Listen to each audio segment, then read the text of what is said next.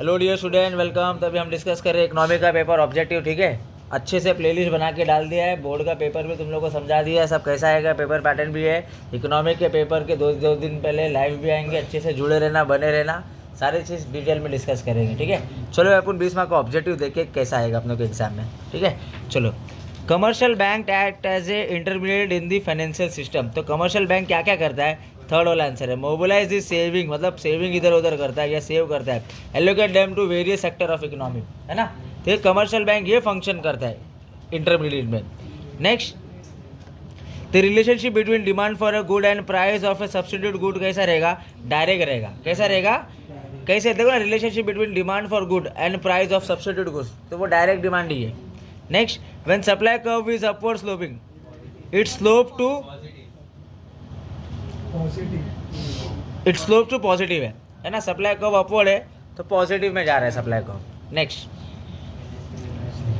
When estimating national income we include only one value of final goods and services in order to avoid double counting. अपने को double counting नहीं चाहिए, है ना, तो इसका आंसर बी है, अवॉइड डबल काउंटिंग।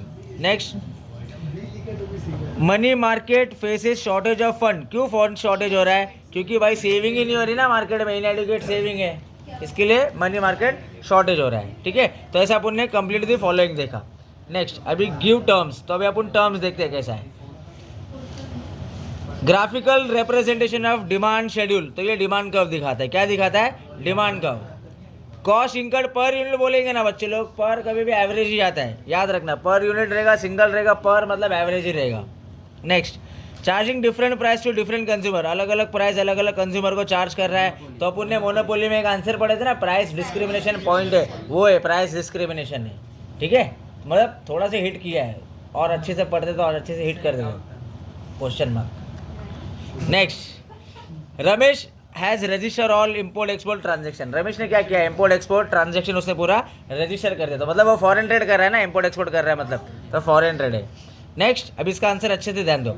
अपन ने इलास्टिसिटी का आंसर पढ़े थे, प्राइस इलास्टिसिटी, उसमें 5 पॉइंट है।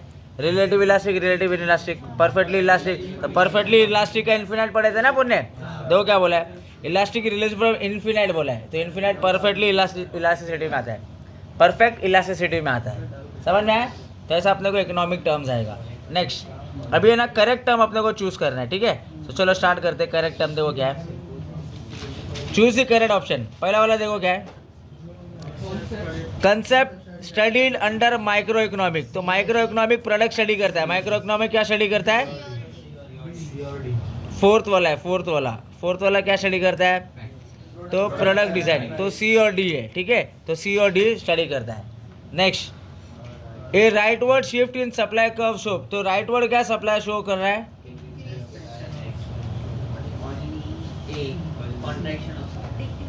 तो डी वाला है।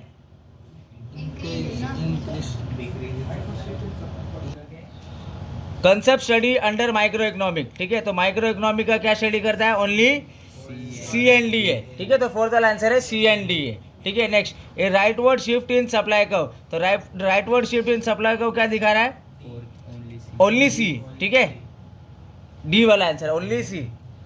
Next, under PCM sellers are price taker है, तो ये हो गया ओनली बी। ठीक है, ओनली बी सेलर, पीसीएम का आंसर है। Demand curve is parallel to Y axis, तो ये कौन से केस में है?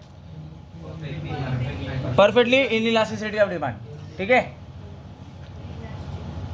Statement that highlight the significance of index number, ABC। तो फ्यूचर प्रेडिक्शन भी दिखाता है, मेजरमेंट भी दिखाता है, और फ्रेम्स एंड पॉलिसीज भी बनाता है। ठीक है, उसके बाद अपन ने कोरिलेशन देखेंगे कैसा है। माइक्रो इकोनॉमिक सिंगल है, अगर एक इंडिविजुअल ट्री है तो माइक्रो इकोनॉमिक आई है, तो 4-5 ऑब्जेक्टिव सॉल्व किया है तो आ ही रहा है, कॉमन है, अच्छे से याद कर लेना। कमर्शियल को अगर कमर्शियल SBI है तो सेंट्रल बैंक RBI है, देखो रिजर्व बैंक ऑफ इंडिया आ जाएगा। आउटपुट मेथड को प्रोडक्ट मेथड भी बोलते हैं, आउटपुट मेथड को नेशनल इनकम का पॉइंट है। आउटपुट मेथड इनकम एक्सपेंडिचर, तो आउटपुट मेथड को प्रोडक्ट मेथड भी बोलते हैं, जो 2 में डिवाइड है, फाइनल और वैल्यू एडेड। ठीक है, नेक्स्ट, सिंगल प्राइस PCM, तो भाई डिस्क्रिमिनेशन क्या है? मोनोपोली है। ठीक है, प्राइस डिस्क्रिमिनेशन कौन कर रहा है? मोनोपोली कर रहा है।